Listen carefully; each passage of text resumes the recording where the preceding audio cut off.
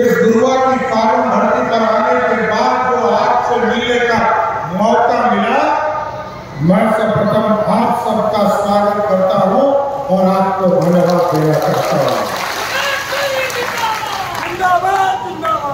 और इतनी बारिश होने के बावजूद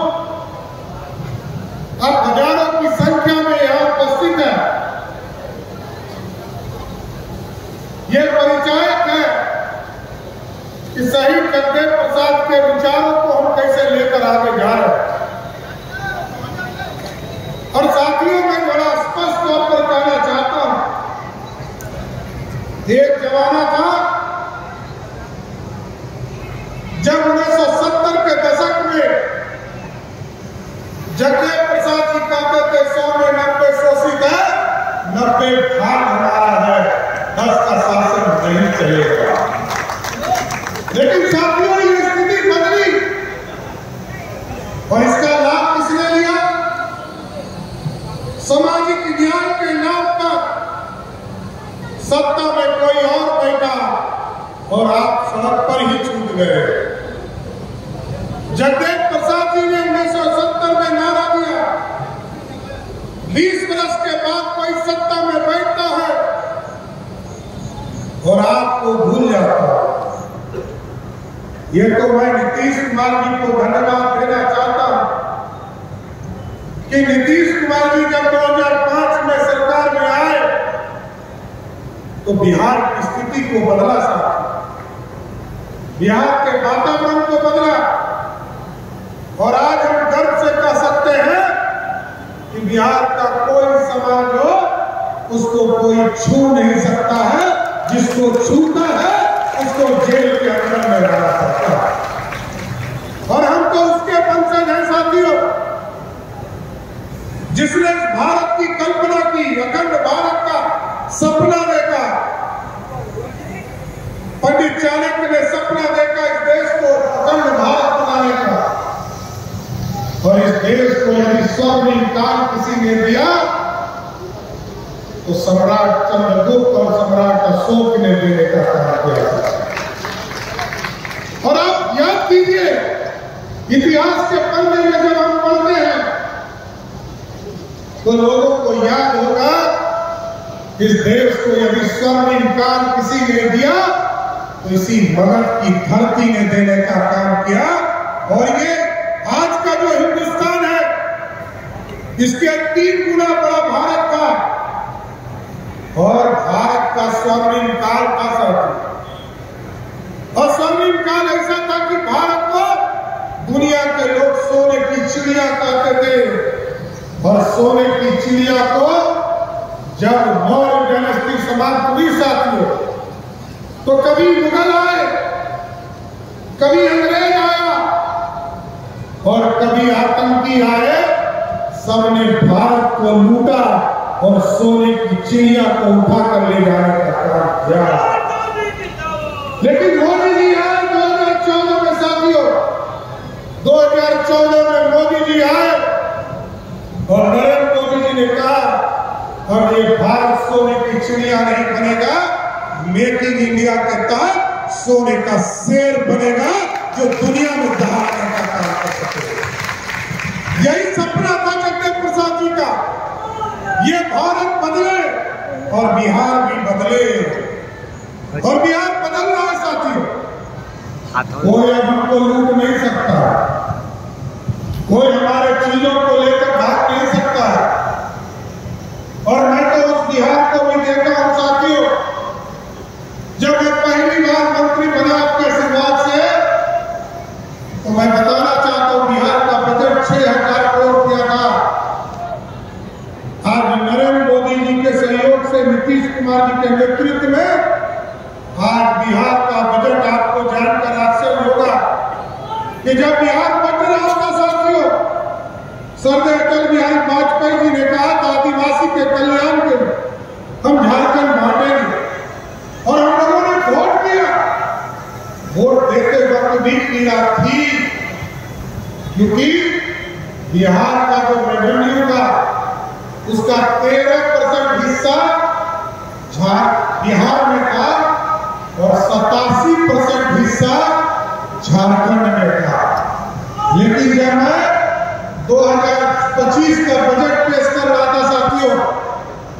तो हमें खुशी हो रही थी, दिल में खुशी थी कि जिस बिहार की कल्पना की थी बिहार आगे बढ़ेगा। हमने तो 6,000 करोड़ का बिहार देखा था, बढ़ते बढ़ते बढ़ते हमने देखा कि 1 घंटा पहले झारखंड में बजट पेश किया, उसका बजट था 1,40,000 करोड़ रुपया और बिहार का बजट था 3,17,000 करोड़ रुपया।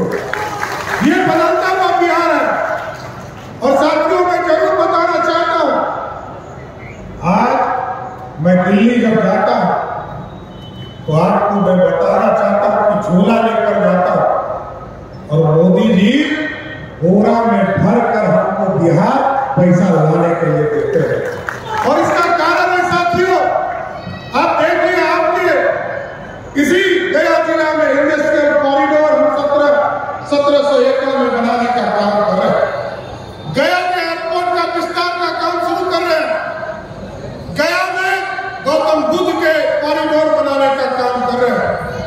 और जो अपराधी लोग हैं उसके लिए भी मुक्ति धाम जिसको कहते हैं, जो अपराध करेगा उसको गया में पिंडदान देने का व्यवस्था भी इसी गया में किया जाएगा। इसलिए साथियों हम आग्रह करने आए, जगदेव प्रसाद जी चाहते थे गरीबों का राज हो, पिछड़ों का राज हो, छोटों का राज हो, और छोट का राज वोट का राज। और वोट जब तक आप सही रास्ते में नहीं रहेंगे तब तक बिहार नहीं बदल सकता है। इस मगध की धरती पर और इस शाहबाद के इलाके में हमको लोकसभा में भी सीटें कम आई और विधानसभा की सीटें भी। इसलिए हम विशेष तौर पर आग्रह करने आए कि लोग आपको भ्रमित करते रहेंगे, उनका दायित्व है, लेकिन आपको तय करना है। जिसने 15 साल तक लालू राबड़ी ने बिहार को लूटने का काम किया, उसको सत्ता दीजिएगा। जिस एनडीए ने बिहार का निर्माण किया, उसको वोट देने का काम कीजिएगा। इसलिए आपको तय करना है साहब, क्योंकि आज भारत बढ़ रहा है साहब, और आज भारत बढ़ रहा है तो बिहार भी बढ़ रहा है। आज तो पहले तो हम कहते थे कि पूंजीपतियों की सरकार है देश में, अर्थव्यवस्था में सिर्फ पूंजीपति पैसा देते थे, लेकिन अब तो मैं गर्व से कह सकता हूं कि बिहार का कोई गरीब हो, जो गरीब एक डिब्बा बिस्किट भी खरीदता है, वो भारत के निर्माण में जीएसटी देने का काम करता है। ये भारत का। और साथियों, क्योंकि मेक इन इंडिया का सपना साकार हो रहा। आप देखिए, जब 1999 में कारगिल युद्ध हुआ था तो तब चर्चा हो रही थी बफोर्स कि बफोर्स तोप से लड़ा गया। लेकिन जब मोदी जी का सत्ता आया साथियों और पाकिस्तान को करारा जवाब देने का काम किया, और आज भी स्पष्ट तौर पर हम लोग का मानना है कि पाकिस्तान के तरफ से चुटपुटिया बम भी फेंके तो हिंदुस्तान की तरफ से तोप का गोला पाकिस्तान के ऊपर छोड़ने का काम, क्योंकि भारत बढ़ेगा और भारत को रोक नहीं सकता है। ये लोग सभी लोग कटोरा लेके खड़े हैं, चाहे वो पाकिस्तान हो, बांग्लादेश हो, श्रीलंका हो, सारे लोग कटोरा लेके खड़े हैं।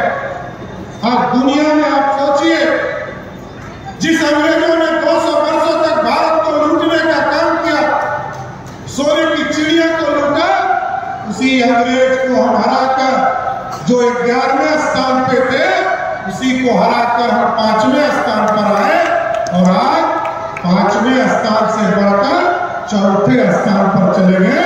ऐसा भारत बना। इसलिए साथियों देखिए, हम किसके पूर्वज?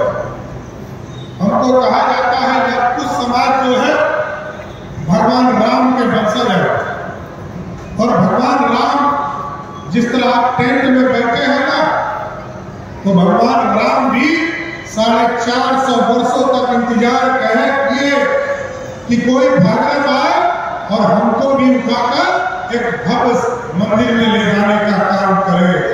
कोई नहीं किया। इसने किया जब मोदी जी को आपने वोट दिया और देश के प्रधानमंत्री बने तो भगवान राम को भी भव्य राम मंदिर में स्थापित करने का काम किया। और हमारे को स्पष्ट करके साथियों, हम लोगों ने पूरी रूपरेखा तय कर लिया। हमारे प्रभु श्री राम को तो हमने स्थापित कर दिया। आपको स्पष्ट करके जाऊंगा, जब मां सीता का भी वनवास का समय खत्म हो रहा है, मां सीता का भी एक भव्य सीता मंदिर सीतामढ़ी में बनाने का काम करूंगा साथियों, और एक भव्य स्थापित किया। इसलिए साथियों याद कीजिए, इस देश में जब जब आरक्षण आया तब तब भाजपा ने समर्थन किया। 1950 में पंडित नेहरू कांग्रेस का विरोध करते रहे, कांग्रेस सरकार कांग्रेस की तरफ से विरोध करते रहे और आरक्षण का विरोध करते रहे। सभी मुख्यमंत्रियों को पत्र लिखा साथियों, आरक्षण के खिलाफ करो, लेकिन डॉक्टर श्यामा प्रसाद मुखर्जी और बाबा साहब भीमराव अम्बेडकर ने इस भारत में आदिवासी और पिछड़ों दलितों को आरक्षण देने का काम किया। जब कपूरी ठाकुर जी बिहार के मुख्यमंत्री हुए और कैलाशपति मिश्र जी के साथ जनसंघ के साथी बनकर रहे, तो पहली बार अपनी पिछड़ों को आरक्षण देने का काम किसी सरकार ने किया, वो कपूरी ठाकुर की सरकार के साथ। और जब 1989 में जब बीपी सिंह जी की सरकार बनी साथियों, याद कीजिए उपेंद्र नाथ वर्मा जी भी भारत सरकार में मंत्री बने, तब भी भाजपा समर्थन कर रही थी और कांग्रेस खिलाफ कर रही थी। तब मंडल कमीशन आया साथियों। और अब तो इस देश में मैं बड़ा स्पष्ट तौर पर कहना चाहता हूं, कोई अगड़ा हो, कोई पिछड़ा हो, दलित हो या सर्व समाज का लोग हो, सभी लोग आरक्षण की नीति के तहत हैं। और याद कीजिए, दागी समाज को भी आरक्षण नीतीश कुमार के नेतृत्व वाली सरकार ने 2015 में देने का काम किया। और आज यदि आरक्षण मिल रहा है तो नीतीश कुमार जी के सहयोग से आरक्षण। इसलिए साथियों मैं कहने आया कि आप एकदम पहले स्वस्थ रहिए। बिहार के इंफ्रास्ट्रक्चर को ठीक किया गया। आप सोचिए, गया से गुरुआ आने में लोगों को घंटा घंटा भर रहता था। आज मैं पटना से चला और आपको जानकर आश्चर्य होगा कि मैं 1.5 घंटे में गुरुआ पहुंच गया। ये बदलता हुआ बिहार है, ये बदलता हुआ बिहार है। और मैंने देखा दरियापुर से गुरुआ तक का सड़क जो है, ये सिंगल सड़क है, पुल तो बन गया, इसकी चौड़ीकरण नहीं हुआ है।